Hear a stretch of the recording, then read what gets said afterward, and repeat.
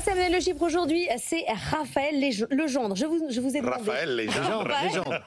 C'est vendredi. En toute simplicité. C'est un peu compliqué. Alors, on va parler réforme des retraites. Philippe Aghion a assuré qu'Emmanuel Macron réfléchissait à interroger les Français sur une nouvelle réforme par points, par référendum. Alors, avant même de parler des points, est-ce qu'un référendum sur les retraites, Emmanuel, c'est une bonne idée? Non, ça ne peut pas être une bonne idée puisque vous n'avez pas un sujet plus technique que les retraites.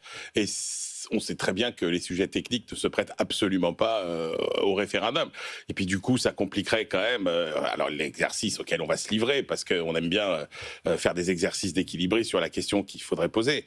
Mais déjà, il faudrait que le gouvernement ait une idée du point d'atterrissage, c'est-à-dire en gros, qu'est-ce qu'il souhaite faire dire aux Français à travers ce référendum? Parce que objectivement, si on introduit le mot retraite à points dans la question du référendum, c'est cuit. Ben oui, je pense que c'est totalement cuit. C'est pas interdit de le faire intelligemment. Alors, Emmanuel. C'est quoi la bonne question pour vous? Alors j'y arrive, mais en gros, quand même, cette idée que la retraite à points aujourd'hui, c'est l'étape la plus importante à franchir pour notre système de retraite. Parce qu'en fait, on s'aperçoit qu'on est totalement insensible à tous les arguments arithmétiques. On voit bien que le fait de dire aux gens, et alors là on a eu les statistiques de l'INSEE il y a 2 jours, qui a donné les derniers chiffres sur l'espérance de vie en bonne santé. Enfin, je veux dire, c'est 20 ans aujourd'hui, et il n'y a pas un pays où c'est plus élevé en France qu'ailleurs. L'espérance de vie gagne 2 ans. Donc oui, l'équation démographique, elle est intenable. Mais pourquoi, en fait, on a l'impression que personne n'est concerné? Eh ben, c'est parce que personne ne se reconnaît dans ce système qui, au final, est jugé extrêmement contraignant parce qu'il ne répond aux besoins de tout le monde. Donc, pour moi, ce dont a besoin par-dessus tout notre système de retraite, c'est de personnalisation et de liberté de choix, et la retraite à points, c'est quand même le système le plus simple, parce que ça évite de rentrer dans tous les cas particuliers. Donc vous accumulez un certain nombre de points, le point vaut tant, vous multipliez votre nombre de points par la valeur du point, et vous avez votre retraite. Donc je trouve que c'est le système le plus simple. La question que je poserais, c'est: souhaitez-vous supprimer l'âge légal à partir duquel on doit toucher sa retraite? Ce qui sous-entend que, en gros, soit il y a un... Mais vous dites pas pour faire quoi? Vous dites, souhaitez-vous supprimer l'âge légal? Voilà, en gros, est-ce que vous souhaitez partir à la retraite quand vous voulez? Souhaitez-vous être libre? Raphaël. Oui.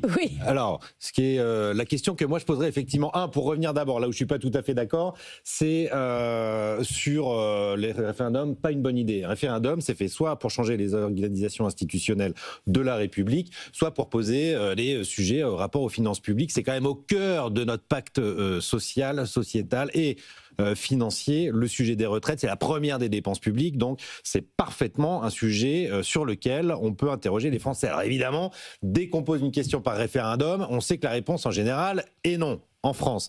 Là, c'est quand même un sujet particulièrement important et particulièrement intéressant. Le sujet, c'est effectivement celui de la liberté. Et on ne va pas parler de réforme à points, il ne faut pas parler d'âge légal, qui est un irritant absolument majeur, ni de durée de cotisation.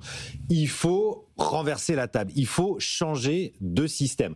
On coupe la queue du chat par tout petits bouts depuis 5 réformes, depuis Édouard Balladur, pour courir après l'équilibre du régime des retraites. Je veux sa question avant que vous disiez que vous n'êtes pas d'accord. Il faut renverser la table. Et effectivement, je pense que je suis d'accord là, pour le coup, avec Emmanuel. Le bon biais d'entrée, c'est celui de la liberté. C'est de dire: voulez-vous choisir le moment auquel vous voulez partir en retraite? Il faut un socle minimum de cotisation pour assurer la pérennité financière.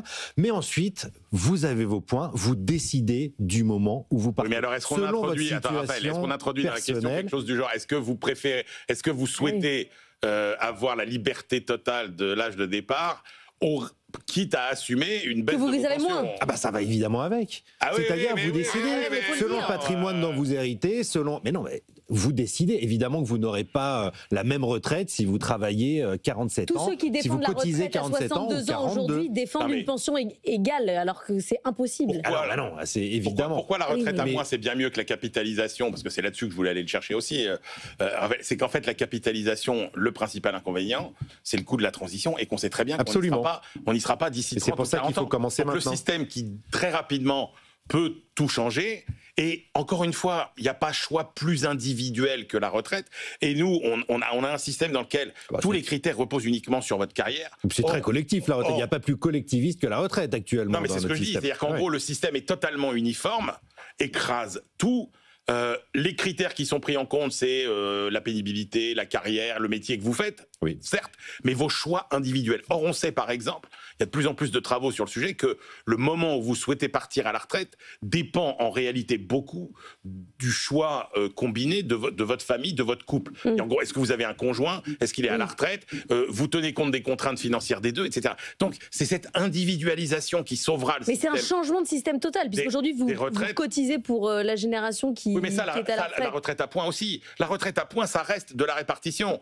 Il faut le dire. Mais c'est de la répartition individualisée. C'est du sur-mesure. C'est de la répartition sur mesure. Voilà, et pour moi, c'est le meilleur système. Là-dessus, Maryse Léon, elle a totalement raison. C'est le système du proche avenir. C'est peut-être pas le système de dans 50 ans. Et puis, de toute façon, c'est là où je suis pas d'accord avec Raphaël, c'est que par essence, le système par répartition, il a besoin d'être ajusté régulièrement en fonction de l'évolution. Donc, la bonne question... C'est pas un mal qu'il y ait des réformes régulières des retraites pour ajuster. À la fin, c'est voulez-vous choisir quand vous voulez partir, quitte à partir avec moins d'argent? Exactement. Ouais. Liberté de choix. Exactement. Elle est simple, cette question, ou elle est toujours un peu compliquée? Oui, non, mais attendez. Voulez-vous partir quand vous voulez à la retraite? Quitte à gagner moins. Parce qu'il faut partir de la réponse. La réponse ne peut être que oui ou non.